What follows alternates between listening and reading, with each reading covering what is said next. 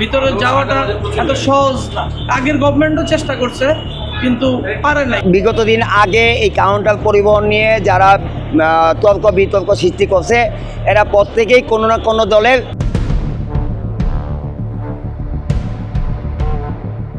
যেমন ছিলাম তেমনই হয়ে গেল, মাঝখানে উচ্ছেদের নামে নাটক করা হলো, এমনটাই মন্তব্য সাধারণ মানুষের। বলছিলাম রাজধানীর সায়দাবাদ আন্তজেলা বাস টার্মিনালের কথা। 200-র বেশি সার্ভিস ও ফিচারে লেনদেনের সব বিকাশ অ্যাপে সম্ভব। কয়েক সপ্তাহ আগেও যেখানে চলছিল জোরালো উচ্ছেদ অভিযান, আজ সেখানে আবারও পুরোদমে চলছে শত শত অবৈধ বাস কাউন্টারের কার্যক্রম। সবকিছু তো আগের জায়গাতেই চলতেছে, আগের মতোই চলতেছে। আগে যেরকম কাউন্টার চলতো বাইরে, এখনো বাইরে চলতেছে। কারণ এখন সাধারণ পাবলিক ভিতরে আইসেও কি করবো, কারণ ভিতরে যে স্পেসটা জায়গাটা কম।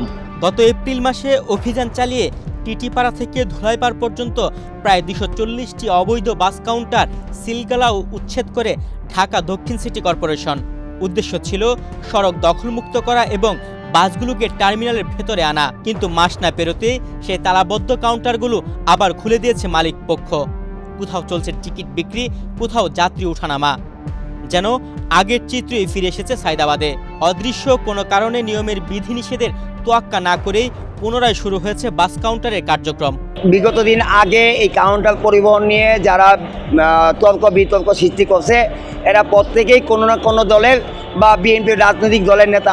যে কোনো একটা কারণেই হোক তারা এই প্রচারটা করছে, বিঘ্ন ঘটাইছে। তারাই আবার সমাধান দিছে যে কাউন্টার খুলতে। টার্মিনালের বাইরে অনেক কাউন্টার আছে যে টার্মিনালে আসে না, ওরা রাস্তাঘাট জাম লাগায়। আর টার্মিনালের পিছনে প্রচুর পরিমাণ জায়গা রয়েছে, খালি পড়ে থাকে, কিন্তু ওরা ভিতরে আসে না।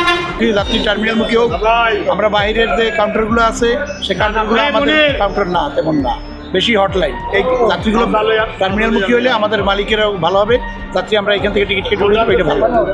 কিন্তু উচ্ছেদের কদিন পরই কিভাবে চালু হয়ে গেল সবগুলো কাউন্টার? উপর মহলের সঙ্গে সমঝোতার ভিত্তিতে তারা আবার কার্যক্রম শুরু করেছেন বলে দাবি এখানকার দায়িত্বে থাকা লোকজনদের।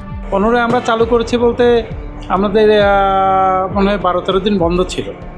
বন্ধ থাকার পরে সিটি কর্পোরেশন এবং ওই ঢাকা সড়কের থেকে এটা পয়সা মনে হয় এরা কোথা থেকে একটা দিছে, দেওয়ার পরে ওরা একটা ডিসিশন নিচ্ছে যে কাউন্টারগুলো আবার খুলে দেওয়া হোক। যানজট নিরসনের জন্যই কিন্তু রাস্তার পাশে কাউন্টারগুলো বন্ধ করে দেওয়া। দেখেন, যানজট হয়েছে নিজেদের কাছে। একটা গাড়ি এসে যদি আধা ঘন্টা পার্কিং করে সেক্ষেত্রে জাম লাগবে, কিন্তু একটা গাড়ি এসে যাত্রী নিয়ে যদি সাথে সাথে চলে যায় তো জাম লাগাতে মানে প্রশ্নের ওটা নেয়। তবে বন্ধ কাউন্টার খোলার বিষয়ে সিটি কর্পোরেশনের সাথে কোনো আলোচনা হয়নি বলে ঢাকা দক্ষিণ সিটি কর্পোরেশনের কর্মকর্তারা জানালেন। সিটি কর্পোরেশনের সাথে কোনো সমঝোতা হয়নি। আমি তো নিশ্চয় আমার কাছে কেউ আসে, বন্ধের 1 দিন আর 2 দিন পরে মন্ত্রণালয়ে একটা মিটিং হয়েছে, ওই মিটিংয়ে তো আমি যাইনি। তারা আইসা আপনার সব পরের দিন থেকে সব তালা খুলে ফেলছে, তাদেরকে নাকি 3 মাসের সময় দিছে। বাট এটা কিন্তু আমাদের কাছে এখন আমি আসলে জানি না। না সিটি কর্পোরেশন থেকে আমরা কোনো ধরনের অনুমতি, এর পরের দিন একটা মিটিং হয়েছে মন্ত্রণালয়ে, আমি যতটুকু জানি।